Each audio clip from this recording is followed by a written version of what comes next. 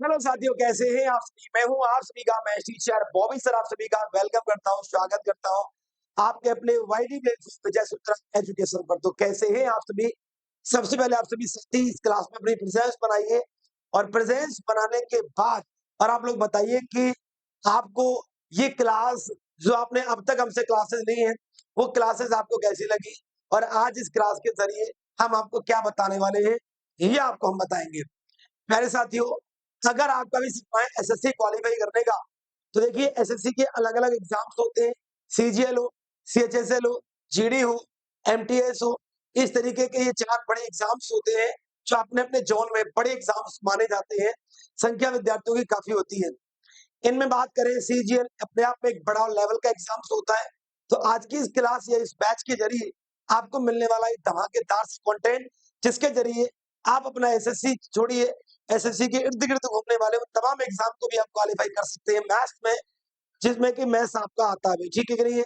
आप सँभाल के रहिएगा, तरीके से देखिएगा, समझिएगा चीज़ों को, कितनी चीज़ें आपको यहाँ पर बेहतर मिलने वाली है गाइस, ठीक है? देखिए, तो आप सभी को मैं जानकारी के लिए बता दूँ भई इस बैच में आपको क्या देखिए एक बैच है एसएससी फाउंडेशन। इस क्लास के अंदर जो आपको मिलेगा वो फाउंडेशन मिलेगा, फाउंडेशन इन द सेंस यानी कि नंबर सिस्टम आपके हर एक एग्ज़ाम्स में आता है। एसएससी छोड़िए, दुनिया के तमाम एग्ज़ाम में आता है। तो आज मैं कराने जा रहा हूँ इस बैच के अंदर आपके अंदर नंबर सिस्टम का पहला क्लास बिल्कुल निहायती बिल्कुल बेसिक से, एकदम बिल्कुल ज़ीरो से। कैसे? एकदम मेरे भाई बिल्कुल बेसिक से, एकदम बिल्कुल ज़ीरो से आपको एक कंटेंट आपको मिलेगा। पूरा कंप्लीट थ्योरी आपको पढ़ाया जाएगा, पूरा बेसिक आपको समझाया जाएगा, ठीक है? पूरा पूरा थ्योरी आपको पढ़ाया जाएगा। थ्योरी बेस्ड क्या? थ्योरी के बेस्ड आपको न्यूमेरिकल भी क्वेश्चंस भी कराए जाएँगे, ठीक है? थ्योरी बेस्ड क्वेश्चन होंगे, थ्योरी बेस्ड क्वेश्चंस के अलावा आपको न्यूमेरिकल क्वेश्चन भी कराए जाएँगे। क्या होंगे? न्यूमेरिकल क्वेश्चंस भी कराए जाएँगे, जो थ्योरी के इर्द-गिर्द घूमने वाले क्वेश्चन होते हैं। कहने का मतलब है कि आज हमारे इस फाउंडेशन बैच के इस क्लास के अंदर मैं आपको बताने जा रहा हूँ नंबर सिस्टम और आज हमारा है नंबर सिस्टम का पहला क्लास। कान खोल के सुनिएगा, मैं प्रॉमिस करता हूँ, मैं वादा करता हूँ कि इस क्लास में जब मैं पढ़ाने आया हूँ, तो अपने पीछे वो 10 साल का अनुभव लेकर के आया हूँ। उन 10 साल में जो तपा हूँ, जो मेहनत मैंने करी है, जो रातों को मैं जगा हूँ, जो कंटेंट मैंने तैयार किया है अब तक का, उसके भरोसे में आया हूँ। मैं वादा करता हूँ, अगर आप मेरे भरोसे पर भरोसा करोगे, एग्ज़ाम मैं इसमें उड़वा दूँगा, ये मेरा वादा है। तो चलिए साथियों, शुरुआत करते हैं, स्टार्ट करते हैं। नंबर सिस्टम का पहला क्लास अकॉर्डिंग टू फाउंडेशन सारे एग्ज़ाम आपके एसएससी के कवर होंगे, इस पहली क्लास के अंदर। चलते हैं साथियों, शुरुआत करते हैं। सबसे पहले पॉइंट आता है कि what is the definition of number system. सब नंबर सिस्टम संख्या पद्धति,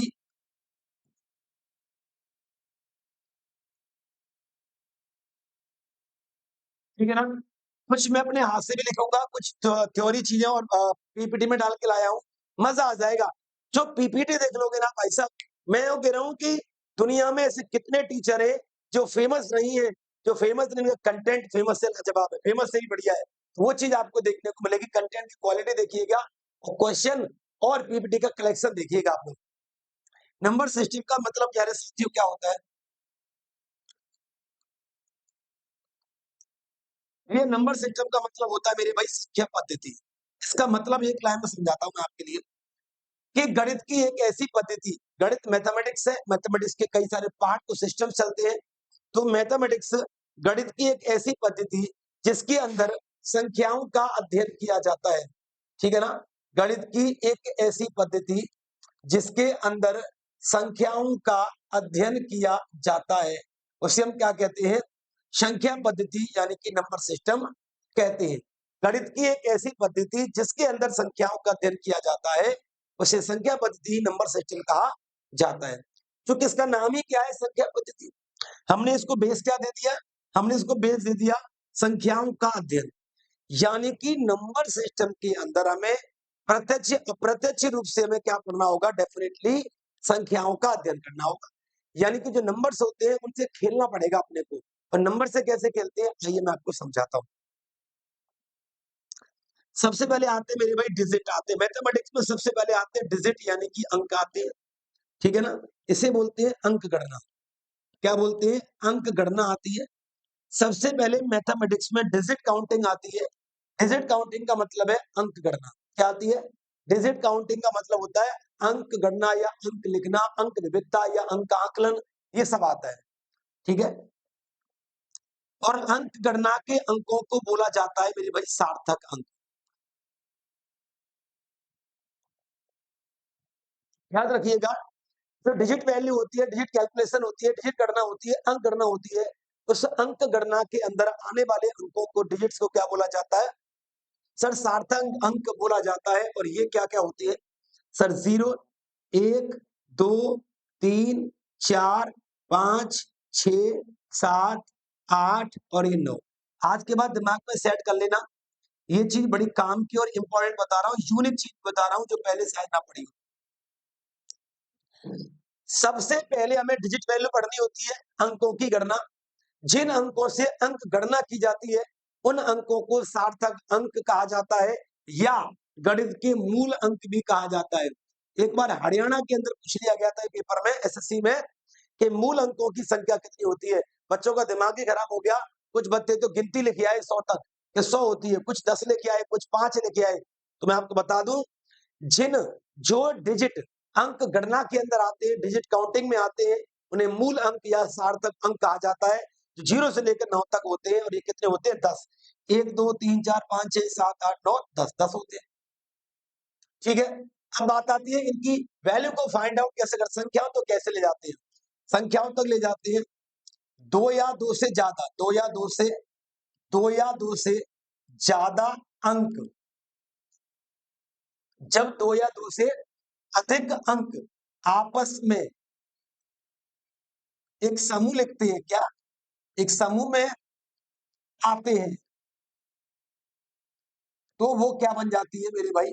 संख्या बन जाती है। याद रखिएगा, इन्हीं 9 10 अंकों में से, मूल अंकों में से, जब 2 या 2 से ज्यादा अंक किसी निश्चित समूह के अंदर रखे जाते हैं, जिनका अरेंजमेंट किया जाता है, किया गया अरेंजमेंट ही आपका क्या कहलाता है? संख्या बनाता है।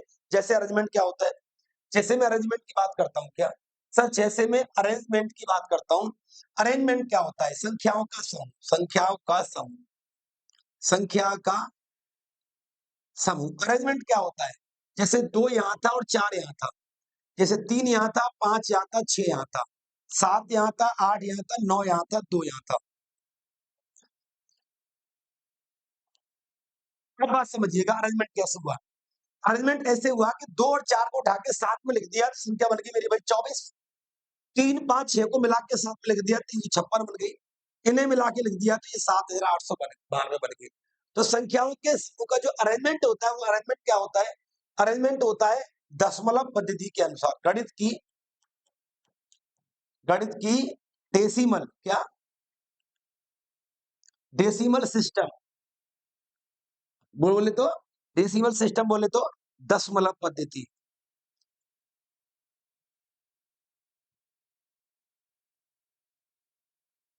अरेंजमेंट समझ में आ गया? नहीं आगे क्या होता है कि जब इन 2 या 2 से अधिक अंकों को आपस में मिला दिया जाता है, और मिलाने के बाद जब अपन एक समूह बनाते हैं, तो वो समूह होता है डेसिमल, इंडियन डेसिमल सिस्टम होता है, भारतीय दशमलव प्रणाली होती है। और भारतीय दशमलव प्रणाली में संख्याओं के समूह को हमेशा कहाँ से लिखा जाता है? ये मेरा दायां है, ये मेरा बायां है, हमेशा राइट टू लेफ्ट लिखा जाता है, हमेशा दाएं से बाएं लिखा जाता है। संख्याओं का समूह हमेशा दाएं से बाएं, राइट टू लेफ्ट होता है। इंडियन डेसिमल सिस्टम के अंदर आता है। तो नॉलेज दे रहा हूँ आपको, बेसिक स्ट्रक्चर समझा करके, ठीक है ना? और इसको लिखने का जो तरीका होता है वो होता है यूनिट, मतलब यूनिट प्लेस, इकाई अंक होता है, फिर दहाई होता है, फिर सैकड़ा होता है, फिर हजार होता है, और ऐसे ये क्रम चलता जाता है, इनफाइनाइट तक चलता जाता है। और इसकी खासियत क्या होती है कि इंडियन डेसिमल सिस्टम के अंदर जब इस समूह को व्यवस्थित किया जाता है, तो ये समूह इनफाइनाइट तक जाता है। तो लिखा गया संख्याओं का समूह उनके संख्याओं के प्लेस को बताता है। लिखा गया संख्याओं का समूह ही संख्याओं के व्यवस्थीकरण को बताता है कि संख्याओं को कैसे व्यवस्थित किया गया है। और वो अपने अपने अगले वाले पद का 10 टाइम्स होता है। कितने टाइम्स होता है? सर जी 10 टाइम्स होता है। गुरु कैसे? मैं बताता हूं कैसे। ये नंबर अपने आप में एक डिजिट है, एक डिजिट है या संख्या भी कह लो, ये एक अंक की संख्या, ये अपने आप में इकाई अंक हो गया। अगर मैं इसे 10 गुना कर दूंगा, तो अब ये 4 क्या हो जाएगा? ये हो जाएगा दहाई, इकाई और दहाई। अब मैं 40 को 10 से गुणा कर दूंगा, तो हो जाएगा 400। अब ये 4 हो जाएगा सैकड़ा, इकाई, दहाई, सैकड़ा। अब 10 से गुणा कर दूंगा तो ये हो जाएगा 4000। अब ये 4 हो जाएगा, इकाई दही से अगला 1000। समझे कि नहीं समझे? अरे जैसे ही संख्याओं के समूह को व्यवस्थित करेंगे, आने वाला पद अपने पिछले पद का 10 गुना होता है। इतनी सी बात तो मुझे आपको समझानी थी। That is the final. ये कुछ बेसिक स्ट्रक्चर की नॉलेज आपको होनी चाहिए। अगर आप एसएससी के एग्ज़ाम यानी कि किसी भी एग्ज़ाम, मेरा क्या मतलब नहीं है, क्योंकि पढ़ाना उसको नहीं है या प्रेशर उसको नहीं देना जो 10 साल किस लिए आए। जो विद्यार्थी 2-3 जगह कोचिंग ले चुका है, तैयारी कर चुका है, उसे लगभग चीज़ों की नॉलेज है, उसे प्रैक्टिस चाहिए। लेकिन चैलेंज कहाँ पर आता है? अधिकतर टीचर 90% यूट्यूबर टीचर ध्यान ही नहीं देते बिगिनर बच्चे पर। जिस बच्चे ने पहली बार शुरुआत करी है, वो एक भरोसा, एक एक एक ट्रस्ट लेकर के, एक उम्मीद और एक आस और एक आश्वासन लेकर के आपके सामने शिक्षक के सामने आता है, कि मैं शिक्षक से पढ़ूँगा और मैं अपना स्ट्रक्चर बना के चलूँगा पूरा कंप्लीटली। तो मैं उस सारे बिगिनर बच्चे के लिए हूँ, जो पढ़ाई की शुरुआत कर रहा है या करना चाहता है, जिसने अभी हाल ही में करी है, वो यहाँ से नोट्स बनाए और मेरा वादा है नंबर सिस्टम की 6 क्लास मैं करा करके दूँगा। 5 या 6 क्लास उतना कर ले, उसका बेड़ा पार है। तो चलिए let's start now the Indian decimal system के अंदर संख्याओं का कलेक्शन क्या होता है। सबसे पहले हम जानते हैं, बेसिक शुरू कर चुके हैं, पर समझा दिया। अब मैं क्वेश्चंस मतलब थ्योरी की तरफ चल रहा हूँ कि संख्याओं के अध्ययन करने के लिए संख्या बन चुकी है। हम जानेंगे संख्याओं को कैसे-कैसे डिवाइड किया गया है। क्लासिफिकेशन ऑफ नंबर्स, क्या? क्लासिफिकेशन ऑफ नंबर्स यानी संख्याओं का विभाजन क्या होता है? संख्याओं को कैसे डिवाइड किया गया है? आइए दोस्तों समझते हैं एक-एक बात को। मेरा वादा है आप सभी से, आप दीवाने ना हो जाएँ तो मुझसे कह दीजिएगा। मज़ा आपके अंदर आ जाएगा, ऐसा कंटेंट मिलेगा। जब बात आती है क्लासिफिकेशन ऑफ नंबर्स की, संख्याओं के विभाजन की, सर जब बात आती है क्लासिफिकेशन ऑफ नंबर की, संख्याओं के विभाजन की, तो क्या होता है? सर ऐसे होता है कि सबसे पहले मैथमेटिक्स के अंदर 2 तरह की संख्याओं का मतलब मान बताया गया है, ठीक है? अ, जो होती है, एक तो होती है वास्तविक संख्या यानी कि रियल नंबर, एक होती है काल्पनिक संख्या यानी कि इमेजिनरी नंबर। ज़्यादा टाइम इन पर नहीं लेंगे।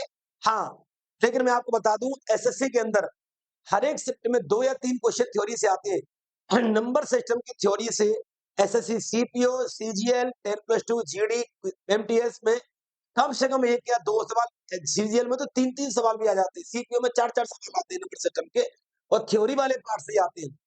पिछले 4 से 5 साल का मैं पीवाईक्यू कलेक्शन आपको बता रहा हूँ, नंबर सिस्टम के थ्योरी पार्ट से ही क्वेश्चन आए हुए हैं, न्यूमेरिकल से नहीं आए हुए हैं।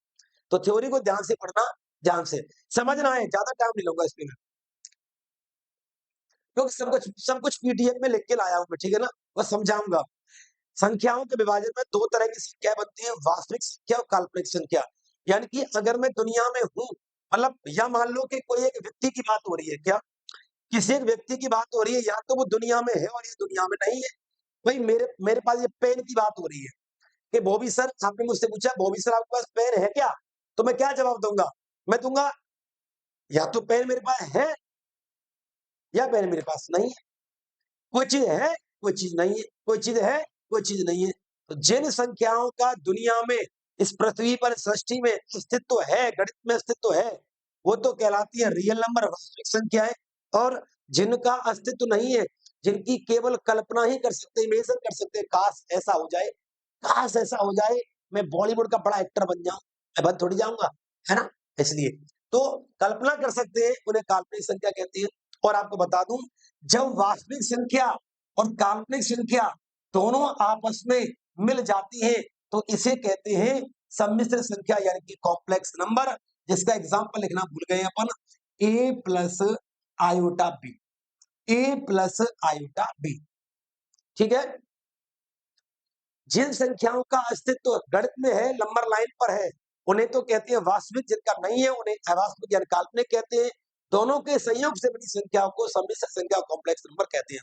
आइए डेफिनेशन को ब्रेक किया हमने। जिस संख्या को हम संख्या रेखा नंबर लाइन पर निरूपित कर सकते हैं, उसे वास्तविक संख्या कहते हैं। ये रही साहब, यानी कि 0, 1, 2, 3, 4, 5, 6 ऐसे ऐसे चली जाएगी आगे तक, और ये माइनस तक जाएगी। 0 से लेके प्लस माइनस तक जाएगी, ये नंबर लाइन होती है। जिस संख्या को हम नंबर लाइन पर निरूपित नहीं कर सकते, उसे काल्पनिक संख्या कहते हैं, और वो स्पेशल संख्या होती है रूट के अंदर माइनस की। रूट के अंदर माइनस की संख्या, रूट के अंदर माइनस की संख्या। मैं लिख देता हूँ इसका एग्जाम्पल और अच्छी तरीके से।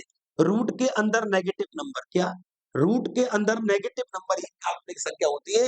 जिन्हें आयोटा नंबर बोलते हैं। तो यहाँ पर अगर ये रूट अंडर रूट के अंदर -1 है, इसका मतलब होगा आयोटा। इसका मतलब क्या होगा? आयोटा। अगर रूट के अंदर -2 है, 2 है, 2, 2, 2, ये 2 है, ये 1 का मतलब आयोटा, 2 का मतलब भी आयोटा।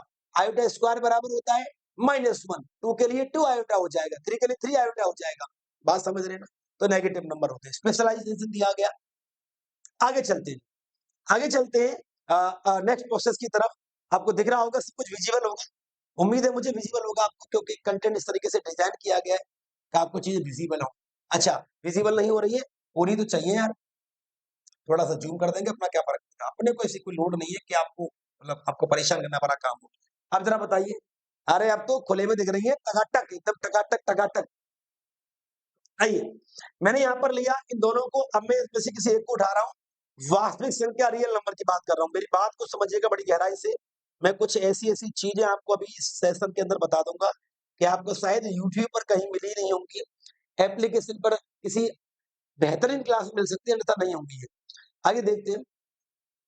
अब मैं वास्तविक संख्या यानी कि रियल नंबर को 2 तरीके से डिवाइड कर रहा हूँ। रियल नंबर के 2 पार्ट होते हैं, परिमेय संख्या और अपरिमेय संख्या, यानी कि रेशनल नंबर और इररेशनल नंबर, ठीक है? सर डेफिनेशन क्या होगी? ऐसी संख्या जो p/q के रूप में लिखी जा सकती है, जहाँ p और q पूर्णांक बढ़ती हुई नॉट इक्वल टू 0। यानी जिन संख्याओं को p/q में लिखेंगे, लेकिन q कभी भी 0 नहीं होगा, वो तो होंगी परिमेय। जिन संख्याओं को p/q के रूप में नहीं लिखेंगे, ठीक है ना? नहीं लिखेंगे, वो कहलाएंगे मेरे भाई अपरिमेय, ठीक है? अब बात समझिएगा। अपरिमेय की खासियत होती है नॉन रिपीटिंग और नॉन टर्मिनेटिंग नंबर भी इसी की श्रेणी में रखी जाती है। वो क्या होते हैं? आइए मैं आपको समझाता हूँ, एक सेकंड जरा, वायरस का मैसेज आ रहा है, ठीक है? आइए, जैसे जैसे 22/7, जैसे 22/7 ये p/q है। जैसे वर्गमूल 4 ये भी p/q है। क्यों? 4 का वर्गमूल 2 होता है और 2 का मतलब 2/1 होता है। ठीक है? माइनस के 3 या माइनस के 2/5 या मेरे भाई 0 या 7/22, ये सारे के सारे नंबर क्या है? ये सारे के सारे नंबर p/q है। यार ये सीधी-सीधी बात है, जो संख्या बटे में लिखी जा रही है, बातें तो कहेंगे परमेय, जो बटे में ना आ रही बातें कहेंगे अपरमेय। जैसे ये, जैसे पाई है, पाई का है, पाई का है, पाई कोई संख्या थोड़ी है, पाई एक सिंबल है, एक चिन्ह है। जैसे रेखीय पद्धति को बनाने के लिए, सर्कल को बनाने के लिए किया जाता है, प्रतिवर्ती के लिए किया जाता है। तो सिंबल सिंबल का कोई वैल्यू नहीं होता, मतलब ये एपर में होती है। सिंबल का वैल्यू नहीं होता। 3.14 रूट 2 का कोई एक्चुअल मान नहीं होता। रूट 2 का कोई एक्चुअल मान नहीं होता, वो एपर में। रूट 3 का एक्चुअल मान नहीं होता, वो एपर में। अब मैं एक चीज समझाता हूँ। सबसे बड़ी बात, जो p/q है पर में, जो p/q नहीं है वो अपर में। दूसरी और इंपॉर्टेंट बात, जिन संख्याओं का गणित में सॉल्यूशन संभव है, जिन संख्याओं का गणित में सॉल्यूशन संभव है वो तो पर में, और जिनका सॉल्यूशन संभव नहीं है मुझे क्या कहेंगे? एपर में। That is the final. Clear हो गया? यहां तक क्लियर हो गया। आगे सर, परमेय संख्या जो रेशनल नंबर है, उनके भी 2 पार्ट होते हैं। एक तो मेरे भाई होता है भिन्न वाला पार्ट, एक तो क्या होता है भिन्न फ्रैक्शन, एक मेरे भाई क्या होता है पूर्ण। भिन्न क्या होती है? ऐसी संख्या जो पूर्ण अंकों में नहीं होती है। ऐसी संख्या जो पूर्ण अंकों में नहीं होती है, उन्हें भिन्न कहते हैं। ठीक है ना? उन्हें भिन्न फ्रैक्शन कहते हैं, जो पूर्ण अंकों में नहीं होती है। या इसने केवल डेसिमल के बारे में बोला है, मैं आपको एक डिटेल और बताता हूँ इसके लिए। देखिए पर मत जाना, मैंने बोला लिखने के अलावा कुछ और बताऊंगा। जिन्हें अंश बटे हर के रूप में लिखा जाता है, और ये सारी संख्या अंश बटे हर है। ठीक है ना? ये पूर्ण अंकों में नहीं होती है, और ये हो भी सकती है, देखो हो भी सकती है। जैसे पता है क्या? जैसे 4 है, जैसे 4/1 कहीं पर लिख दिया, ठीक है ना? जैसे 4/1 कहीं पर लिख दिया, ये अंश बटे हर है। ये अंश बटे क्या है? हर है। इस तरीके से, तो उस पर ध्यान मत दीजिए, मतलब मैं आपको लिख के बता रहा हूँ। जो संख्या अंश बटे हर के रूप में लिखी जाती है, उसे भिन्न कहते हैं। और ऐसी संख्या जो पूर्ण अंकों में होती है, जो ऐसी संख्या जो पूर्ण अंकों में है, उन्हें पूर्णांक कहते हैं। हाँ, ये तो बिल्कुल सही है। जो पूर्ण अंकों में है, जिन्हें पूर्णांक कहते हैं। जैसे 0, -5, -6, 11, 39, एक तरीका से नंबर लाइन। एक तरीका से मेरे भाई क्या? नंबर लाइन की यहाँ पर चर्चा हो रही है। आगे चलते हैं। अब बात आती है पूर्णांक संख्याओं की। बड़े ध्यान समझ लीजिएगा, एक डिटेल सॉल्यूशन, डिटेल तरीका प्रोसेस में बना करके लाया हूँ किसका? इंटीजर नंबर का। पूर्णांक संख्या इंटीजर नंबर के बारे में कथन क्या-क्या है, आइए देखते हैं। पूर्णांक संख्या जो इंटीजर नंबर्स होते हैं, उन्हें कितने तरीके से रूल आउट किया गया है, आप जरा ध्यान दीजिएगा। सबसे पहले बोला गया धनात्मक पूर्णांक यानी कि पॉजिटिव इंटीजर, इन्हीं को प्राकृतिक संख्या भी कहते हैं। पूर्णांक संख्याओं को बांटा गया है कितने तरीके से? पहला धनात्मक पूर्णांक पॉजिटिव इंटीजर, इन्हें प्राकृतिक संख्या कहते हैं। यानी कि जो 1 से लेकर के अनंत तक, 1 से लेकर के 1 से शुरू होती है और अनंत तक चलती जाती है, उन्हें पॉजिटिव इंटीजर कहते हैं, प्राकृतिक संख्या कहते हैं। जो -1 से शुरू होकर के और माइनस की तरफ अनंत तक जाती है, उन्हें माइनस इंटीजर बोलते हैं। क्या बोलते हैं? नेगेटिव ऋणात्मक पूर्णांक बोलते हैं, नेगेटिव इंटीजर बोलते हैं। ठीक है? एक आता है नॉन पॉजिटिव नंबर, यानी कि अगर नेगेटिव ऋणात्मक संख्याओं में 0 को ऐड कर देंगे, अगर नेगेटिव ऋणात्मक संख्या में 0 को भी लिख देंगे तो वो नॉन नॉन क्या कहलाएंगे? नॉन पॉजिटिव नंबर, गैर धनात्मक पूर्णांक कहलाएंगे। और पॉजिटिव संख्याओं में 0 को ऐड कर देंगे तो वो नॉन नेगेटिव नंबर कहलाएंगे। ये फिक्स होगा। इसके अलावा एक होता है शून्य, शून्य अलग होता है। शून्य एक उदासीन संख्या है, यह ना तो पॉजिटिव में आती है ना ही नेगेटिव में आती है ना? शून्य एक उदासीन संख्या है जो ना पॉजिटिव में आएगी ना ही नेगेटिव के अंदर आएगी। ठीक है कि नहीं है? आगे चलते हैं। बहुत बढ़िया। प्राकृतिक संख्या जो धनात्मक पूर्णांक वाला हिस्सा होता है, जो पॉजिटिव इंटीजर वाला हिस्सा होता है, जो धनात्मक पूर्णांक वाला हिस्सा होता है, जो पॉजिटिव इंटीजर वाला हिस्सा होता है, उसे प्राकृतिक बोलते हैं, उसे नेचुरल नंबर बोलते हैं। उसके पार्ट होते हैं, पहला भाज्य संख्या, और ये सबसे इंपॉर्टेंट है, ये पेपर में फंसेगा ही फंसेगा, ये आएगा ही आएगा, आज तक आया ही आया है, इसे तो छोड़ा जाता ही नहीं है, छोड़ा जा ही नहीं सकता, ये तो आएगा, इसको तो आना ही होगा। हमने जो बता दिया वो पत्थर की लकीर है, क्योंकि हम जब पढ़ाने आए हैं तो यूं ही पढ़ाने नहीं आए हैं, हम अपने 10 साल के अनुभव को साथ में लेकर के आए हैं। ठीक है कि नहीं? तो वो तजुर्बा भी बोल रहा है हमारा। कंपोजिट नंबर भाज्य संख्या, ऐसी संख्या जिसके 2 से ज्यादा गुणनखंड होते हैं, ऐसी संख्या जिसके 2 से ज्यादा भाजक होते हैं, डिवाइजर होते हैं, है ना? यानी जिसमें 2 से ज्यादा संख्याओं का भाग जाता है, उसे तो कंपोजिट नंबर बोलते हैं। और ऐसी संख्या जिसके केवल 2 ही गुणनखंड होते हैं, उसे प्राइम नंबर बोलते हैं। और वो 2 गुणनखंड कौन से होंगे? स्पेसिफाई किया गया है, 1 और स्वयं। स्पेसिफाई किया गया है 1 तथा संख्या स्वयं। 1 तथा संख्या स्वयं स्पेसिफाई किया गया है, 1 तथा संख्या स्वयं। तो मैं समझाता हूँ, स्टाइल देखना जरा। ये 4 है, सर 4 के डिवाइजर कौन-कौन है? सर 4 में 1 को भाग जा रहा हूँ, 2 को भी जा रहा हूँ और 4 को भी जा रहा हूँ। सर 3 है, सर 3 में केवल 1 को जा रहा हूँ और 3 को जा रहा हूँ। डिफरेंस मालूम चला? जिसमें केवल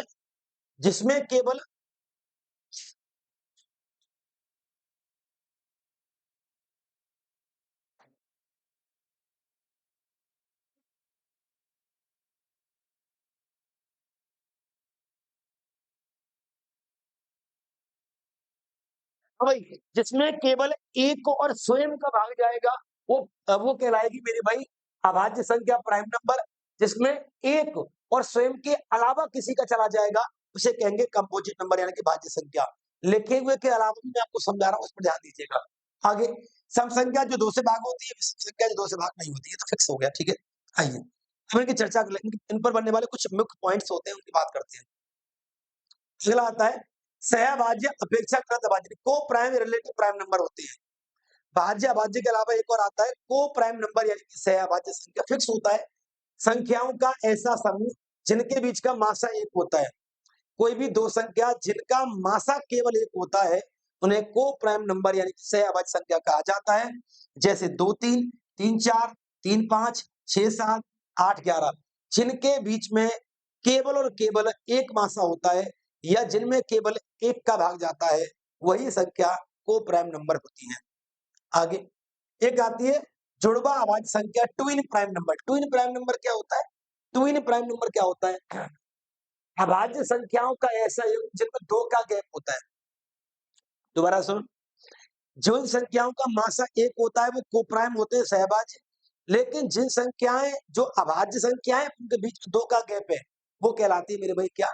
वो क्या कहलाती है? वो कहलाती है ट्विन प्राइम नंबर, जुड़वा अभाज्य संख्या। जैसे 3, 5, 5, 7, 11, 13, 21, 23, 26 26 तो नहीं है आज, 29, 31, 40, 40, 40, 43 और 41, 43, है ना? 81, 83 नहीं 83 या 80, 87, 89, कुछ इस तरीके की संख्या है। तो ये आप समझ जाइएगा। ठीक है? आइए कुछ इंपॉर्टेंट फैक्ट की चर्चा करते हैं। कुछ इंपॉर्टेंट फैक्ट है जिनकी बात हम करेंगे, महत्वपूर्ण बिंदु है इसके कुछ। पहला क्या है? सबसे छोटी अभाज्य संख्या गणित के अंदर 2 होती है, याद रखिएगा। एकमात्र सम संख्या जो अभाज्य है, वो भी 2 होती है। इसके अलावा सभी अभाज्य संख्याएँ विषम होती हैं, ठीक है ना? ओके। सबसे छोटी भाज्य संख्या 4 होती है, कंपोजिट नंबर। सबसे छोटी विषम भाज्य संख्या सर 9 होती है, कंपोजिट नंबर। एक ना तो भाज्य होती है, ना ही अभाज्य होती है। ये इंपॉर्टेंट फैक्ट है प्राइम और कंपोजिट की वैल्यूज को डिफाइन करने के लिए, ठीक है? इसके अलावा कुछ रेंज दी गई है कि 1 से लेकर के 10 तक कितनी प्राइम होते हैं। अभाज्य संख्या होती है 4, 1 से 25 तक 9, 50 से 100 तक 10, 1 से 200 तक 40, 1 से 1000 तक 168। इतनी क्यों लिखी है? कितनी पूछी जाती है? इतनी इसलिए लिखी है क्योंकि 1 से लेकर के 1000 तक का या 50 तक का कभी-कभी पूछ लिया गया है। अब आते हैं इंपॉर्टेंट बात क्या है? 2 डिजिट की 2 अंकों की सबसे छोटी प्राइम नंबर होती है 11, सबसे बड़ी होती है 97। 3 अंकों की सबसे छोटी होती है 101, सबसे बड़ी होती है 99। चलिए आपको रटे होने चाहिए। ये प्राइम नंबर की ये वैल्यू आपको रटी होनी चाहिए। डायरेक्ट पेपर में सवाल आएगा कि निम्न में से 3 अंकों की सबसे बड़ी प्राइम नंबर कौन-सी है? तो कौन-सी है? 997। 4 डिजिट की 1009 तो छोटी है, 9973 बड़ी है। 5 अंकों की 10,007 छोटी है, 99,991 बड़ी है।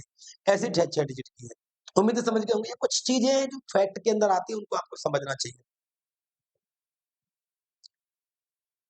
आइए कुछ और भी फैक्ट मैंने यहाँ बोर्ड पर लिखे हैं, आपको विजिबल होंगे अच्छी तरीके से। कॉन्सेप्ट नंबर ऑफ डिजिट किया, एक कॉन्सेप्ट आता है नंबर ऑफ डिजिट का, यानी कि संख्याओं की गणना का, है नंबर ऑफ अंकों की संख्या का। वो क्या होता है ना, ध्यान दीजिएगा। अगर हम बात करते हैं कॉन्सेप्ट ऑफ नंबर डिजिट, यानी कि जो नंबर डिजिट होते हैं, जो संख्याओं में अंकों के समूह बनते हैं, मतलब किसी भी संख्या में अंकों की जो वैल्यू होती है वो कैसे होती है कि टोटल एक डिजिट के नंबर होते हैं 9। नहीं समझे? मैं समझाता हूँ। अरे संख्या पद्धति गणित के अंदर एक अंक की कितनी संख्या होती है बताओ? 1 2 3 4 5 6 7 8 9, 9 ही तो है गई। 2 अंकों की कितनी संख्या होती है? 90। गणित के अंदर तुम गिनती लिखते हो ना, 1 2 3 4 5 6 7 8 9, तो 9 आएगी। फिर 10 पे 2 अंक आ जाएंगे। जैसे ही 10 लिखोगे 10 11 12, ये कहां तक जाएंगी? 99 तक। ये 2 अंक होंगे। तो वही समझा रहा हूं कि गणित के अंदर एक अंक की संख्या होती है 9, 2 अंक की संख्या होती है 90, 3 अंकों की संख्या होती है 900, 4 अंकों की संख्या होती है 9000। क्या ये बात क्लियर है? बिल्कुल क्लियर है। अब एक चीज समझ रहे हैं क्या? इसे 9 का तो मतलब होता है 9 गुणे में 1, 90 का मतलब होता है मेरे भाई 9 गुणे में 10। कुछ समझ रहा, मैं कुछ बता रहा हूँ। 900 का मतलब होता है 9 गुणे में मेरे भाई 100। इसका मतलब होता है 9 गुणे में मेरे भाई 10 की पावर 2 भी तो कह सकता हूँ। ये यहाँ पर क्या होगा? 9 गुणे में क्या हो जाएगा? 1000। इसको मैं कह सकता हूँ 9 गुणे में 10 की पावर 3, और इसको मैं कह सकता हूँ 10 की पावर 1। अब मेरी बात को समझिएगा, मैं कुछ इंपॉर्टेंट चीज खींचूंगा यहाँ से, एक ट्रिक खींचूंगा। एक सवाल है एसएससी के अंदर पूछा गया है, एसएससी में एक सवाल पूछा गया, इसकी ट्रिक मैं यहाँ से बना के बताऊंगा। आपने एक चीज देखी, जब 2 डिजिट की मतलब 2 अंकों की संख्याओं की बात करी तो 10 पर 1 पावर आया। जब 3 अंकों की संख्या की बात करी तो 10 पर 2 पावर आया, 9 तो रहेगा ही रहेगा। 4 अंकों की संख्या की बात करी तो 10 पर 3 पावर आया। कुछ समझे क्या? अरे गणित में 1 अंक की संख्या 9, 2 अंक की 90, 3 अंक की 900, 4 अंक की 9000, 5 अंक की 90,000, फिर 9 लाख, फिर 90 लाख बढ़ते जाएंगे। तो एक चीज ट्रिक समझी कि संख्या पद में जितने अंकों की संख्या की बात हो रही है, उस 10 उससे 1 कम पावर आ रहा है 10 पर। सर इस पर इतना जोर क्यों दे रहे हो आप? आ जाओ मैं बताता हूँ। मैं इस पर इतना जोर क्यों दे रहा हूँ? मैं इस पर इतना जोर क्यों दे रहा हूँ? मैं इस बात का मालूम आपको भी चलने वाला है ना? देखो ये रहा, पेपर में सवाल पूछा जा चुका है। एसएससी ने पूछा है ऐसा सवाल, इसलिए मैंने जोड़ दिया है। देखो जोड़ क्या दिया है? 4 अंकों की कितनी संख्या बनाई जा सकती है? 4 अंकों की गणित में संख्या होती है 9000, 9000 होती है। 4 अंक 9000 का मतलब होगा 9 गुणे में 10 की पावर 3। बोलो कहाँ पर है आंसर? खटाक से आंसर लगा दिया। मैं जो पढ़ाता हूँ वो क्वेश्चन में पत्थर की लकीर बन जाता है। ट्रिक बनाने का मेथड सीख गया मेरे से। आप कह रहे हो सर ये तो वैसे याद करा दिया आपने। आप ये भी सोच सकते हो कि 1 अंक की संख्या गणित में 9 होती है, 2 अंक की संख्या 90 होती है, 3 अंक की 900, 4 अंक की 9000। सर आपने याद करा दिया, फिर आपने ट्रिक क्यों बनाई? मैं बताता हूँ। लो जी लो, इस सवाल के लिए 6 अंकों की कितनी संख्या होती है? कहोगे सर तो सरल है, एक अंक की संख्या 9, दो अंक की 90, तीन अंक की 900, चार अंक की 9000, पांच अंक की 90,000, ऐसे छह अंक की। मैं कह रहा हूं इतना बढ़ाने की जरूरत क्या है? मैंने आपको कंसेप्ट ऑफ फंडामेंटल बता दिया ना। अरे जितने डिजिट पूछे उससे कम करके पावर लगा दो यार। छह पूछिए, पांच पावर लगा दो, खटाक से आंसर खत्म हो गया। पर आपके दिमाग में बार बार यही बात आ रही होगी, कुछ गधों के दिमाग में आ रही होगी कि सर इतना कॉम्प्लिकेटेड क्यों बना रहे हैं, ट्रिक वगैरह क्यों बता रहे हैं। अरे भाई जब ये सवाल पेपर में आएगा तो कौन तुम में से करके आ सकता है? बताओ जरा, इस ब्रह्मांड पृथ्वी पर कोई नहीं बना जो इस सवाल को कैलकुलेशन के आधार पर करके आ सके। भाई एक डिजिट, दो डिजिट, तीन डिजिट, चार डिजिट, पांच डिजिट, छह डिजिट, 10 डिजिट तक भी याद करना आसान है। अरब खरब तक भी आसान है याद करना। लफड़ा हो जाएगा। 100 अंकों की संख्या कितनी होंगी? हवाई ने बात समझ में, ट्रिक क्यों मतलब, एक कम करके जीरो लगा दो, कहा 99 जीरो। लो जी वो भी समा गया। अरे बोलो हाँ या ना यार, तो बोलते ही ना हो यार। क्या कंसेप्ट बता के चल रहा हूँ मैं आप। ठीक है, चलिए हम आगे चलते हैं अपने वो थ्योरी की तरफ। हाँ कुछ रह गया था। हाँ अब बात करेंगे मिनिमम और मैक्सिमम नंबर्स के बारे में। सबसे छोटी एक अंक की संख्या होती है एक, दो एक अंक की बड़ी वाली संख्या होती है 9, दो अंक की छोटी संख्या होती है 10, बड़ी संख्या होती है 99, तीन अंकों की छोटी 100, बड़ी 999, चार अंकों की छोटी 1000, बड़ी 9999। ऐसे ही नंबर बढ़ता जाएगा, जीरो बढ़ाते जाएंगे, 9 बढ़ाते जाएंगे। ठीक है, ये भी हो गया। अब आते हैं सर स्थानीय मान और जाति मान, प्लेस एंड प्लेस पर आते हैं, प्लेस एंड प्लेस पर आते हैं। इसका मतलब होता है मेरे भाई प्लेस वैल्यू, इसका मतलब होता है प्लेस वैल्यू, और इसका मतलब होता है फेस वैल्यू, फेस वैल्यू, या हम कह सकते हैं डिजिट वैल्यू।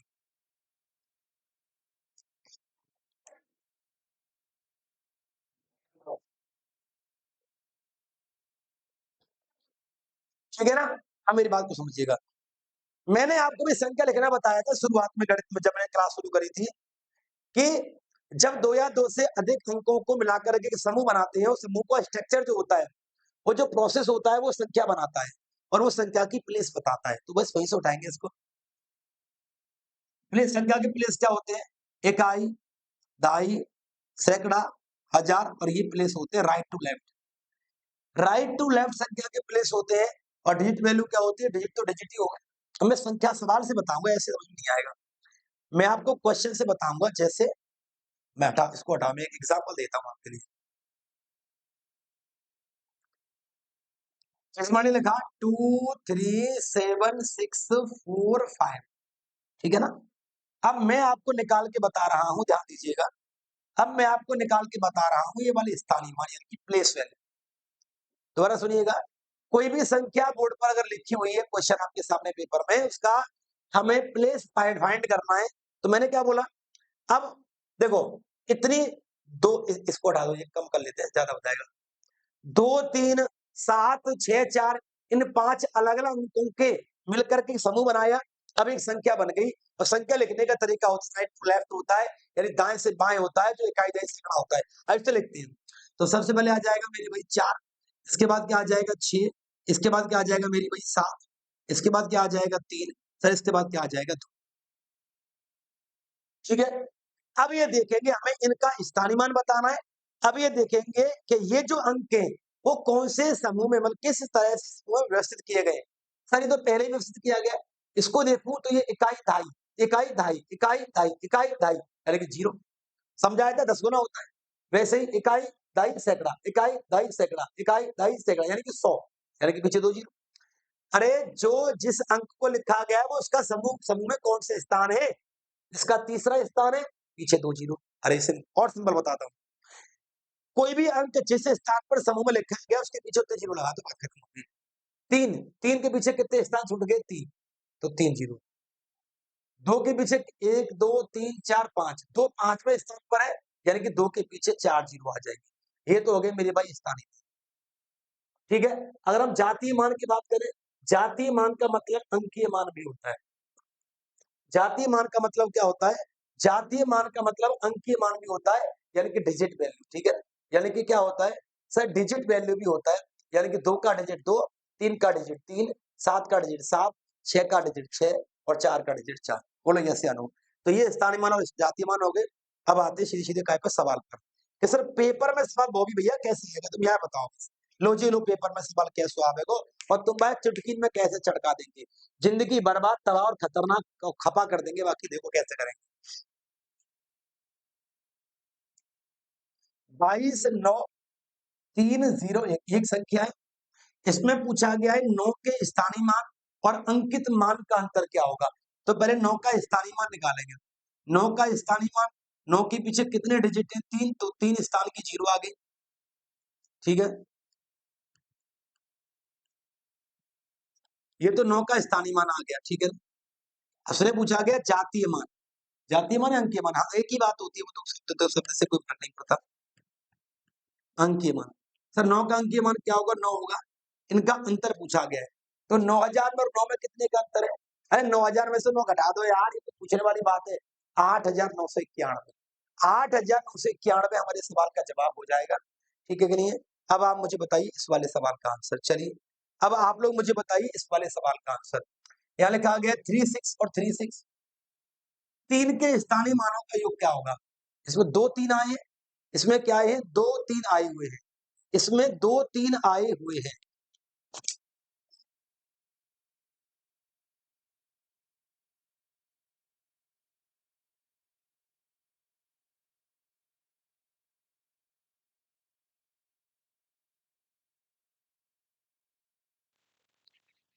हेलो, चलिए तो देखो ये वाला 3 इसका स्थानीय मान तो हो जाएगा 30, लेकिन इस वाले 3 का हो जाएगा मेरे भाई देखो 3000। क्यों? अरे मैंने बताया ना आप लोगों को भी कि जिस संख्या का मतलब जिस अंक का मैं स्थानीय मान बताना है, उसके पीछे जीरो लगा दो जितने स्थान पीछे छूट चुके हैं। तो बस इन दोनों का योग पूछ रहा है, तो 3030 आ जाएगा, आंसर खत्म हो गया। ये छोटी-छोटी चीज़ है, ये बेसिक सवाल है। मैंने बोला ना बेसिक क्लास, बेसिक से लेके चल रहा हूँ। बिल्कुल ज़ीरो से लेकर के और एकदम एडवांस लेवल तक जाएँगे अपन। ज़ीरो से लेके एडवांस लेवल तक। और ये जो सवाल आपके सामने आया है, ये तो हवा बना देगा। ये सबसे गलत होना है ना? बेसिक सवाल है पर गलत होगा पूरी तरीके से। सर ये तो पॉइंट में संख्या आ गई, क्या करें? बॉबी सर पॉइंट में संख्या आ गई, अब क्या करें? भैया कचू मत करो, हम बताएँगे क्या करना है। रुको जरा, संख्या पॉइंट से भरना पड़े। माने कहिए 4 का अंकीय मान क्या होगा? 4 की डिजिट वैल्यू क्या होगी? 4 होगी, बस खत्म। पूछना ही नहीं। अब मैं आपको अंकीय मान तो सब निकाल लेंगे क्योंकि डिजिट की वैल्यू बतानी होती है। अब मैं पॉइंट की संख्या के स्थानीय मान निकालना आपको बता के जा रहा हूँ, ठीक है? पॉइंट की संख्या के स्थानीय मान। पहली बात तो यह है कि इसको एक काम कर लो, मैं अपनी तरफ से इसे चेंज कर रहा हूँ और इसे मेरे भाई में 8 कर रहा हूँ, ठीक है? अब मैं पॉइंट की संख्याओं के स्थानीय मान कैसे निकालते हैं ये बताता हूँ। पॉइंट को बीच में रखिए, पॉइंट को बीच में रखिए और यहाँ पर आइए। इसका मतलब 5, इसका मतलब 40, इसका मतलब मेरी भाई 100। ये तो सब जानते हैं, इतनी देर से पढ़ा रहा हूँ मैं आपको कि 5 का स्थान 5 एक एक पहला है, 4 का स्थान दूसरा है तो 40, एक तीसरे नंबर पर है तो 100। लेकिन जैसे ही यार हम मैंने बोला ना दाएँ से बाएँ राइट टू लेफ्ट आती है, संख्या राइट टू लेफ्ट आती है, संख्या राइट टू लेफ्ट आती है, लेकिन ये गड़बड़ होती है कि हमेशा संख्या दाएँ से बाएँ लिखी जाती है, राइट टू लेफ्ट लिखी जाती है।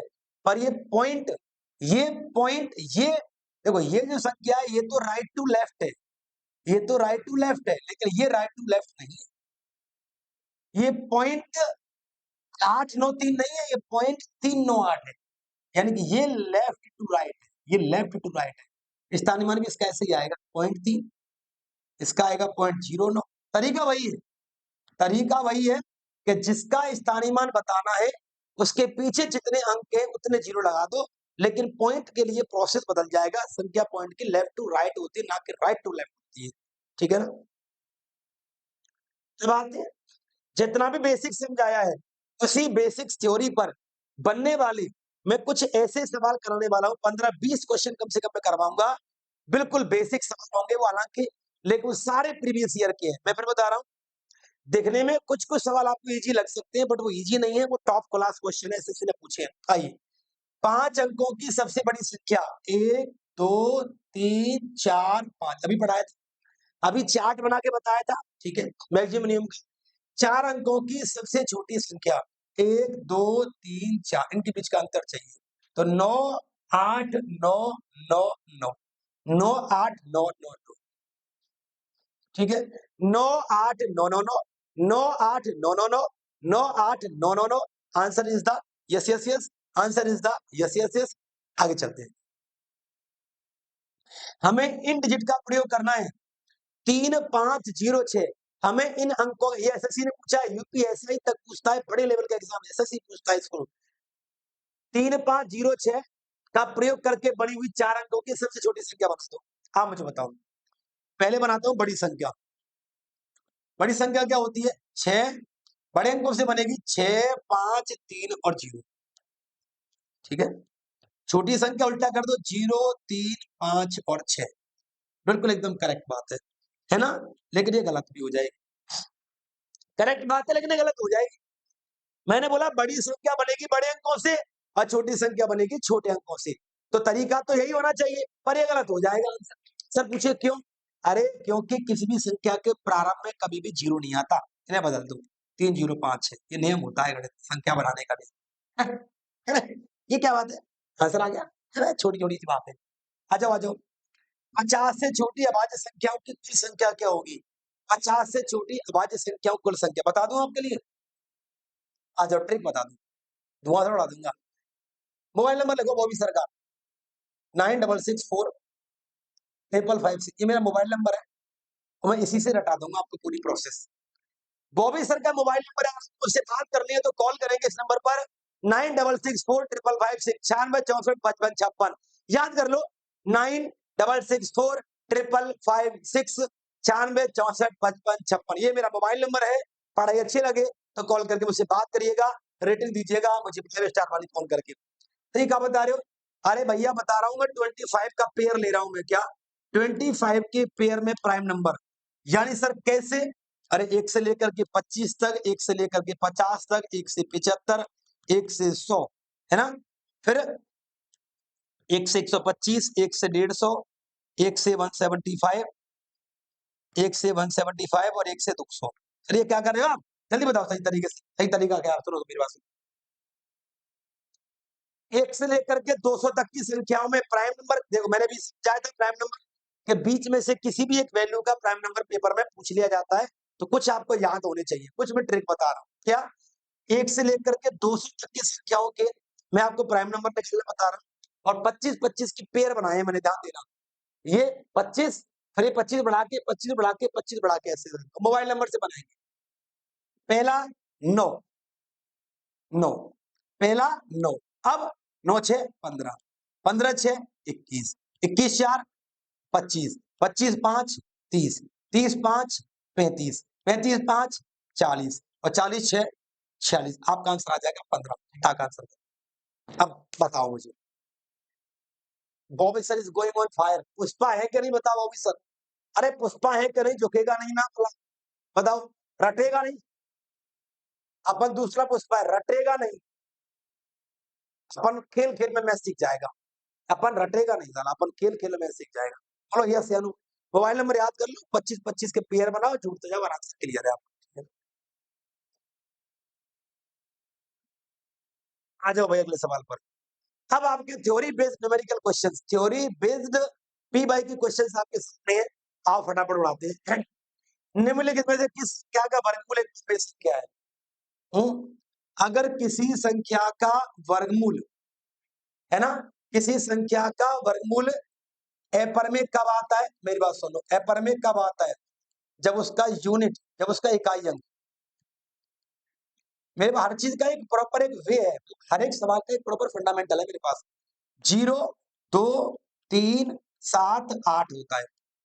अगर किसी संख्या का इकाई अंक 0 0 2 3 7 8 हो, मतलब वो अपर में आएगा। कहाँ है? ये भी नहीं है, ये भी नहीं है, ये भी नहीं है, ये हमारे आंसर। हटा दो। मेरे से पढ़ने के फायदे तो होंगे आपको, कैलकुलेशन में तो आप बात समझ जाओगे। सहभागी यानी कि को प्राइम, अभी समझाया था। क्या समझाया था? जिनकी कॉमन, जिनका कॉमन डिवाइजर, जिनका कॉमन डिवाइजर ओनली एक होगा। इन दोनों का 3 है, आंसर नहीं होगा। इन दोनों का 3 है, आंसर नहीं होगा। इन दोनों का 9 है, आंसर नहीं होगा। इसका कोई नहीं है, इसका डिवाइजर केवल एक है, आंसर खत्म। बोलो सॉल्यूशन, बोलो सॉल्यूशन। ठीक है, सॉल्यूशन है कि नहीं? ओए होए, सीजन मेंस आ गया रे। लो सीजन मेंस क्या होता है समझ लो। समझ लो मेंस क्या होता है, ये मेंस है, ये मेंस है। और इसको मेंस ऐसे होता है क्या? सिर्फ टफ कुछ नहीं होता, गणित के अंदर हाई लेवल कुछ नहीं होता। मुझे ना हमारी मतलब एकेडमिक मैम ने बोला कि सर आपको बेसिक से टॉपिक शुरू करना है और एडवांस लेवल तक जाना है। अब चूंकि मैं मैथ्स का टीचर हूँ, मैं जानता हूँ मुझे कैसे पढ़ाना चाहिए, मुझे मालूम है कि कौन सी क्या स्ट्रक्चर बनती है, कैसे बनती है। अब उन्हें मैं कुछ बोल तो सकता नहीं, मैंने उनको हमें यहाँ पढ़ दिया। लेकिन मैं आज आपको बता रहा हूँ, असल जिंदगी में मैथ में टफ नाम की, एडवांस लेवल नाम की कोई चीज नहीं होती है कायदे से। सर मतलब बताओ, मतलब ये है कि सीजीएल मेंस या एडवांस लेवल के क्वेश्चन का मतलब ये होता है कि बड़े बड़े हाईएस्ट एग्जाम्स में आते, इसका मतलब ये होता है कि वो क्वेश्चंस बड़ा होता है, बस क्वेश्चन बड़ा होता है, फंडामेंटल उसमें ज्यादा लगते हैं। जैसे ये वाला सवाल है, इस सवाल को मैं ओनली 5 सेकंड में कर सकता हूँ। टाइमर लगा के 5 सेकंड के अंदर मैं इस सवाल को बना सकता हूँ। लेकिन ये मेंस का सवाल है, सीपीओ का सवाल है, टफ सवाल है, बड़ा सवाल है, एडवांस लेवल का सवाल है, मैं खुद कह रहा हूँ। मैंने बोला एडवांस लेवल, टफ लेवल या मेंस लेवल या बड़े लेवल का सवाल मेरी नजर में, जो मैथमेटिक्स टीचर की नजर में, मैं वही मानता हूँ। मेरी नजर वो होता है, आप भी वही मानना, जो सवाल देखने में बड़ा होगा, लेंथी होता है। असल में सवालों की सॉल्यूशन निर्धारित करते हैं कि वो एडवांस का है या नहीं है। अब देखना सॉल्यूशन क्या बताता हूँ मैं आपके लिए। निम्नलिखित में से कौन सा कथन सत्य है? सत्य घटना बतानी है, सत्य घटना। एक अभाज्य संख्या बिल्कुल नहीं है, बिल्कुल नहीं है। एक तो नवाज्य होती है, नवाज्य होती है। देखो 5 सेकंड में सॉल्यूशन हो जाएगा, एडवांस लेवल का सवाल है। तो मेरा कहने का मतलब है, आपको मैथ्स की फंडामेंटल्स और कॉन्सेप्ट्स आने चाहिए। मैथ्स का सवाल कोई भी आप उड़ा दोगे, जैसे इस सवाल आपको एग्जाम्पल में दे रहा है। हमें सत्य घटना बतानी है, इनमें से कौन सी बात ऐसी है जो सच है? क्या एक अभाज्य संख्या ही सच है? नहीं है, सच नहीं है। सेकंड ऑप्शन पर आते हैं। संख्या 2 को छोड़ करके सभी भाज्य संख्या विषम होती है। हाँ, इसको छोड़ दो अभी। 1 और 20 के बीच 7 अभाज्य संख्या है और एक यदि अभाज्य संख्या, क्या कह रहा है? यदि x अभाज्य संख्या है तो x प्लस 1 क्या होगा? x प्लस 1 हमेशा भाज्य होगा। देखो, अगर x मान लिया अभाज्य संख्या, यानी कि मैंने मान लिया 5, तो 5 प्लस का 1 करूंगा तो क्या होगा? 6। ये भाज्य होगा, ये बात तो सही है। अब भाई, यदि x एक अभाज्य संख्या है तो संख्या x प्लस 1 क्या होगा? अच्छा, ये बात भी सही है, ये भी सत्य घटना है। अच्छा, 2 को छोड़कर सभी संख्या अभाज्य विषम होती है, ये भी सत्य घटना है। 1 और 20 के बीच में 7 अभाज्य संख्या आती है, कौन-कौन सी आती है? 2, 3, 5, 7, 11, 13 और 17। 1, 2, 3, 4, 5, 6, 7, ये भी सत्य घटना है। कौन सी घटना? निम्नलिखित में कौन सा कथन सत्य है? सत्य कथन बताना है। या सत्य नहीं है, ये बताना होगा। सत्य नहीं होना चाहिए यार। ये सत्य घटना तो पॉसिबल ही नहीं है। 1 इज ए प्राइम नंबर। एक अभाज्य संख्या, एक अभाज्य संख्या है। 2 को छोड़कर सभी भाज्य संख्या विषम होती है। 2 को छोड़कर सभी अभाज्य संख्या विषम होती है। 1 और 20 के बीच 7 अभाज्य संख्या है। क्या बात सत्य है? 2, 3, 5, 7, 8, 9 छोड़ 10 छोड़ दो 11, 12 छोड़ दो 13, 14, 15, 16, 17। 17 के बाद 19 भी तो आती है यार, 19 भी तो अभाज्य है। 1, 2, 3, 4, 5, 6, 7, 8। ये तो बात कथन गलत है। ये तो गलत हो गया, देखो ध्यान से, ये तो गलत हो गया। मैंने बोला ना, बड़ा सवाल होता है तभी वो लेवल का माना जाता है। असल में सॉल्यूशन डिपेंड करता है कहानी क्या है इसकी। तो देखो, ये गलत घटना हो गई, ये गलत घटना हो गई। अच्छा, यदि x एक अभाज्य संख्या है, x का मतलब मैंने ले लिया 5, तो संख्या x प्लस 1 हमेशा भाज्य होगी। तो 5 प्लस 1 6 भाज्य तो हो रही है। क्या मैं कोई भी नंबर ले लूं? बिल्कुल कोई भी नंबर ले लो। मैं x को मैं x को 87 ले लूं। 87 प्लस 1 करूंगा तो 88 आ जाए। ये तो सत्य घटना है भाई, ये तो सत्य घटना है। अच्छा, बीच वाला ऑप्शन भी चेक करेंगे एक बार। संख्या 2 को छोड़ करके सभी अभाज्य संख्या विषम होती हैं। अच्छा, काउंट करते हैं। विषम संख्या, अभाज्य संख्या 2, 3, 5, 7, 8, 9, 10, 11, 13। उसने कहा कि सभी अभाज्य संख्या विषम होती है। देखो मेरी बात सुनो, अभाज्य विषम संख्या अभाज्य होती है पर सभी नहीं होती हैं। पता है क्यों? बीच में 9 एक ओड नंबर है और ये एक कंपोजिट नंबर है, तो ये कथन तो काम नहीं करेगा।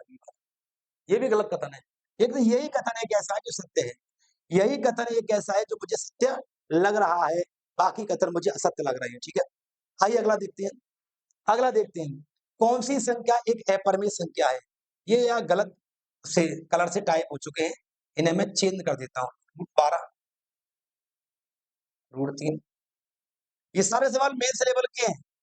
Mains level in the sense, मैंने आपको समझाया ना, मेंस लेवल कुछ नहीं होता। जिन संख्याओं के सॉल्यूशन थोड़े टफ होते हैं, जिन संख्याओं के सॉल्यूशन इजी नहीं हो पाते, वही संख्याएं, वही सवाल जो है बड़े लेवल के बन जाते हैं, और कुछ नहीं है। ठीक है, 3 चौकी 12 और 4 का वर्गमूल होता है 2। ठीक है, 4 का वर्गमूल 2 और नीचे हो जाएगा 25। 4 से कटेगा 20 5 बार, ये हो जाएगा वर्गमूल 5। 9 7 नाम 63, 7 चौके 28, 9 का वर्गमूल 3, 4 का वर्गमूल 3। ये मेरे भाई पी बट्टे क्यू है, ये मेरे भाई पी बट्टे क्यू है, ये मेरे भाई पी बट्टे क्यू है ना, है ना, ये पी बट्टे क्यू है, बट ये पी बट्टे क्यू नहीं है, इसका मतलब ये एपर में है। ये मेरे भाई क्या है, एपर में है। जो पी बट्टे क्यू नहीं होगी वही तो एपर में होगी। यही तो समझाया था अभी 5-10 मिनट पहले आपको। ठीक है कि नहीं है? क्लियर आपको? आगे देखते चलिए। दो क्रमागत प्राकृतिक संख्याएं सदैव होती है। दो क्रमागत प्राकृतिक संख्या, कुछ रटो मत, लिख के करो। 2 3 5 6 सहभाज्य होती है, सहभाज्य होती है, खत्म हो गया। को प्राइम पेपर। तो लगातार क्रमागत संख्याएं को प्राइम होती है। आगे 1 से 123 तक अंकों की संख्या कितनी है? आगे ना वही सवाल जो मैंने आपको एक टेबल बना के समझाया था, है ना? अरे ध्यान सुनिए, 1 से लेकर के अगर मैं 123 तक की बात करूंगा, तो मुझे ये तो मालूम चल रहा है कि 1 से लेकर के 9 तक, 1 से लेकर के 9 तक मेरी भाई क्या होगी? 9 संख्या होती है। अगर मैं 1 से लेकर के 123 तक की बात करूंगा, तो ये तो मुझे मालूम, मैंने एक चार्ट बना के समझाया था कि गणित में एक अंक की, अरे वो 9 था, 9 गुणा 10 की पावर वाला फॉर्मेट, यही तो था वो, यही सवाल है। गणित में एक अंक वाली संख्या कितनी होती है? 9 है। 1 से लेकर के, अगर मैं 123 की, देखो डिटेल में समझाता हूँ, 1 से लेकर के 123 तक की बात कर रहा है, तो इसके 2 समूह बनेंगे। 2 समूह क्या बनेंगे? बात समझिएगा। 2 क्या 3 समूह बन जाएंगे इसके। जरा ध्यान दीजिएगा क्या बनेंगे। भाई गणित के अंदर एक अंक वाली संख्या, एक अंक की संख्या, एक अंक की संख्या होंगी 1 से लेकर के 9 तक, जो मेरे भाई होंगी 9। गणित में 2 अंक की संख्या भी तो होती है कुछ। 2 अंक की संख्या होती है 10 से लेकर के 99 तक। सर ये कितनी होती है? 90। मेरे भाई अब आते हैं 3 अंक की संख्या, और 3 अंक की संख्या कुछ कितनी होती है? 3 अंक की संख्या होती है मेरे भाई 100 से लेकर के 999। लेकिन हमारे सवाल में 3 अंक की संख्या 123 तक जानी है केवल, तो हम केवल कहाँ तक लेंगे? 123 तक लेंगे। ठीक है, तो ये कितनी बन जाएंगी सर? 24 बन जाएंगी। ठीक है, बस आंसर खत्म करता हूँ। एक अंक की संख्या 9 है, 2 अंक की संख्या 90 है, 3 अंक की संख्या 24 है। तो ये बन जाएगा मेरी भाई 72। 90 दूनी 180, तो ये हो गई, और 9 एकम 9। सबको ऐड कर देंगे तो आंसर बनेगा 261। ये हमारे सवाल का उत्तर है। यानी कि अगर 1 से लेकर के 123 तक की गिनती आप लिखोगे, तो उसमें जो डिजिट यूज होंगे वो कितने होंगे? 261 अंक यूज होंगे। ये हमारे सवाल का आंसर है। ठीक है ना, पेपर में पूछा जाता है, इंपॉर्टेंट सवाल है एसएससी के लिए। ठीक है ना, चलिए।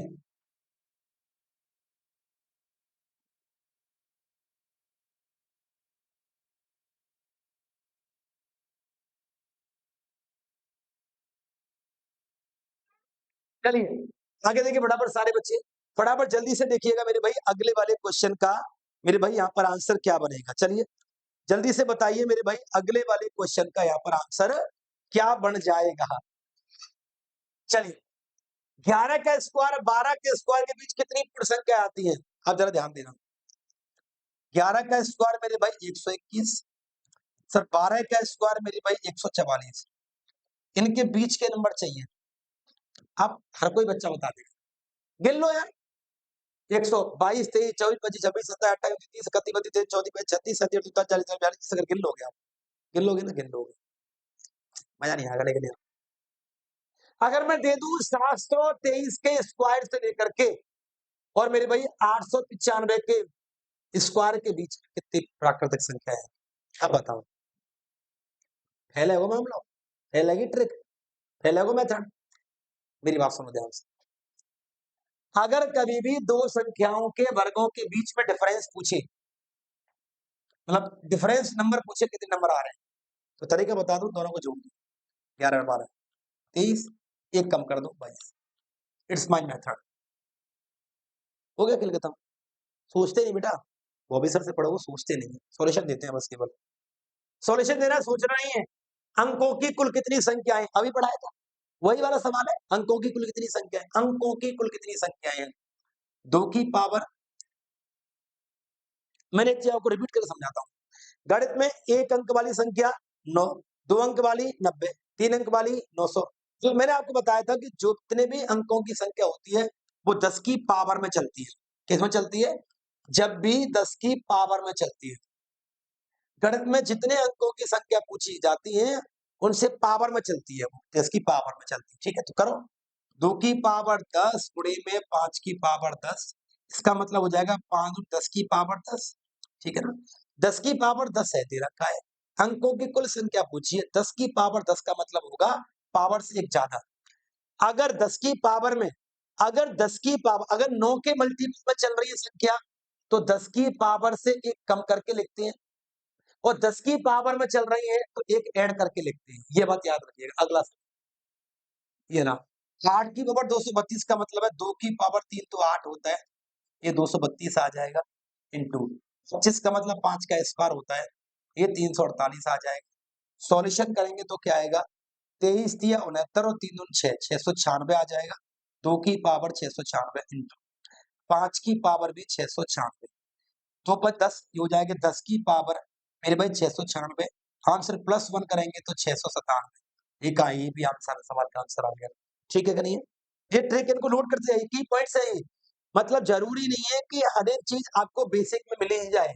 ये देखिए, जब भी कोई टीचर या मैं कहूँ या कोई भी टीचर पढ़ाता है तो जब वो स्टार्टिंग में टीचर कोई चीज समझाता है, उसका कंसेप्ट बेसिक समझाता है किसी टॉपिक का, तो उसका एक एवरेज कंटेंट आपको देता है। कुछ चीजें ऐसी भी होती हैं जो बेसिक से हटकर होती है और पेपर में पूछ ली जाती हैं।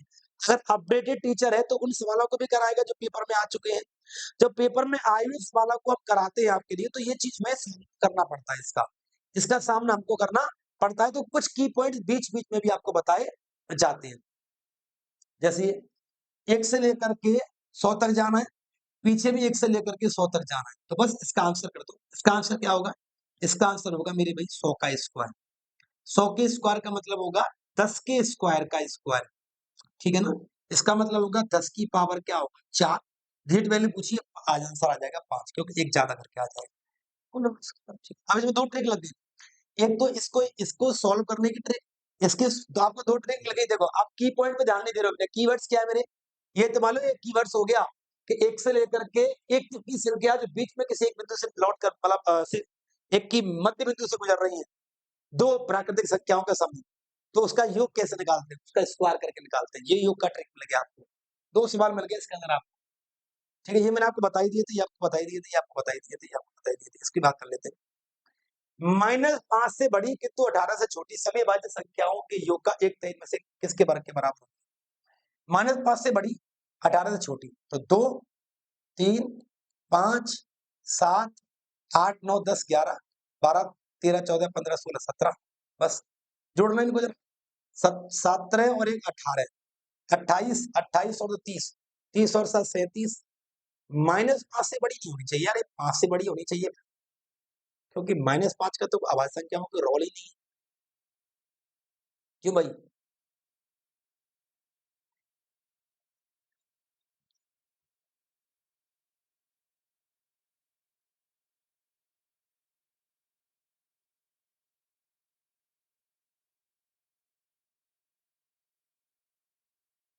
-5 से बड़ी किंतु 18 से छोटी सभी अभाज्य संख्याओं के योग का 1/3 इनमें से किसके बराबर होगा?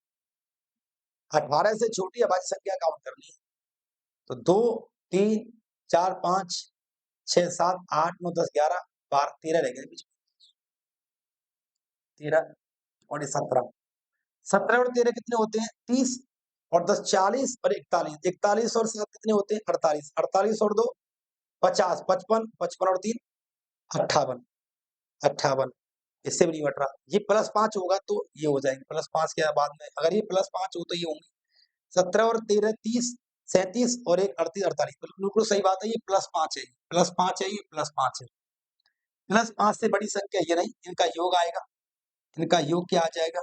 इनका योग हो जाएगा 17 और 13 30 और 7 37 और 11 मेरे भाई कितने हो जाएंगे? 48।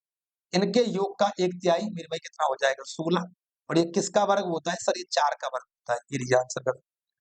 ये लीजिए आंसर कर दो, ठीक है? गलत नहीं पढ़ाया जाएगा, सवाल में गलती हो सकती है क्योंकि मैंने खुद ने टाइप किया है और मैं टाइपिस्ट नहीं हूँ, मुझे टाइप करना नहीं आता, बट मैंने कोशिश करी थी कि जैसे-तैसे करके मैं क्वेश्चन बना लूँ। वह संख्या जिसका एक और स्वयं के अलावा अन्य गुणनखंड हो जाते हैं, तो वो तो भाज्य संख्या कहलाती है। एक और स्वयं के अलावा गुणनखंड होगा तो भाज्य, नहीं होगा तो अभाज्य। तो बहुत बेसिक सी बात है। एक अभाज्य संख्या, अभाज्य संख्या, अरे अभी यही तो सवाल था। एक और स्वयं के अलावा अन्य गुणनखंड होंगे तो भाज्य, और एक और स्वयं के अलावा अन्य गुणनखंड नहीं होंगे तो मेरे भाई अभाज्य हो जाएगी। अभाज्य, 2 से ज्यादा भाजक होते हैं, गलत बात। केवल खुद से और 1 से भाग होती है, यही बात सही है ना? 23 वर्गमूल एक परमेय संख्या है, वर्गमूल परमेय संख्या है, वर्गमूल परमेय संख्या, वर्गमूल परमेय संख्या। 144 का वर्गमूल 12, इसका वर्गमूल नहीं होता, इसका नहीं होता, इसका नहीं होता, यही तो आंसर है। जिसका वर्गमूल हो जाएगा वो परमेय हो जाएगी, that is the fact, fact, fact, fact, fact, ठीक है ना? चलिए एक और 1 + 2 अपॉन √3, 1 + 2 अपॉन √3 सवाल है। इसका परमेयकरण कर देंगे, इसका परमेयकरण कर देंगे, सॉल्यूशन, तब भी आंसर आ जाएगा 2 - के √3, बट सॉल्यूशन नहीं। सॉल्यूशन नहीं है तो क्या होगा? ए परमेय, वो यही पूछ रहा है, परमेय संख्या रूप में व्यक्त करेंगे। ये ना 2 - √3 अपॉन 1, ये ना। अगर इन दोनों संख्याओं के बीच में गैप 1 का है तो इसका परमेयकरण जस्ट उल्टा होता है सिंबल का, प्लस का माइनस हो जाता, माइनस का प्लस हो जाता भाई, ठीक है? तो चलिए भाई, आज की क्लास हमारा नंबर सिस्टम का पहला क्लास था, मैंने आपको बताया। फाउंडेशन की तरह मैंने बैच लिया है, बिगिनर से लेकर के एडवांस लेवल तक। आपने इसमें कुछ अच्छे कीवर्ड्स, कुछ पॉइंट्स, कांसेप्ट आपने देखे होंगे। अब मुलाकात होगी हमारी कल अगली क्लास के अंदर, तब तक के लिए बाय बाय, थैंक यू, शुक्रिया, take care, love you guys.